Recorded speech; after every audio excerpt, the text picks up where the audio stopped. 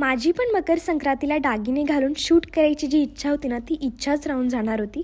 तोपर्यंत असं काहीतरी घडलं. सांगते तुम्हाला, मला खरं तर कोणीच फोटोग्राफर, व्हिडिओग्राफर, मेकअप आर्टिस्ट काहीच मिळत नव्हतं, कारण की सगळे बुक झाले होते. मग तेवढ्यात माझा नवरा म्हटला की तुला शूटच करायचं नाही तर आपण घरी करूयात, फोन कधी कामाला येणार, मग याच्यावरती शूट करे असं आमचं ठरतं. मग त्यासाठीच मी अशी वेणी घातली होती जेणेकरून पुढचे केस जे आहेत ना ते थोडेसे क्रिम्पी होतील. मला तसे हेअर्स करायचे होते आणि ओपन सोडायचे होते. सगळं माझं आवरलं, हेअरस्टाईल, मेकअप सगळं.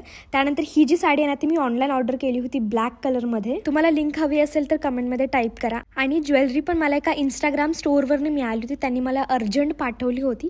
मी त्यांची ID टॅग करते खाली. मेन म्हणजे मला जसं हवं होतं ना तसं बऱ्यापैकी सगळं काही झालेलं आहे. तर आता तुम्हाला प्रश्न पडला असेल की मग ब्लाऊज कसा 2 दिवसात शिवला, तर हा माझा जुनाच एक ब्लाऊज होता. मी साडी निवडतानाच अशी निवडली होती की ज्याचा माझ्याकडे ब्लाऊज असेल. सगळं प्लॅनिंग आम्ही 2 दिवसात करून गुरुवारी शूट केलेलं आहे, ज्यावरचे फोटोज मी पोस्ट केलेले आहे आणि जो व्हिडिओ आहे तो मी लवकरच पोस्ट करणार आहे. इथे मी पूर्ण रेडी झालेली आहे. तुम्ही माझा लुक कसा वाटतो ना हे सगळं मला कमेंटमध्ये सांगा. आणि सगळं जुगाडमध्ये करत होते मी, पण शूट मस्त असं आलेलं आहे. त्यानंतर पटकन अनरेडी होत होते. व्हिडिओ कसा वाटला हे तुम्ही मला नक्की कमेंटमध्ये सांगा आणि जाता जाता फॉलो आणि सबस्क्राईब नक्की करून जावा. Okay, bye.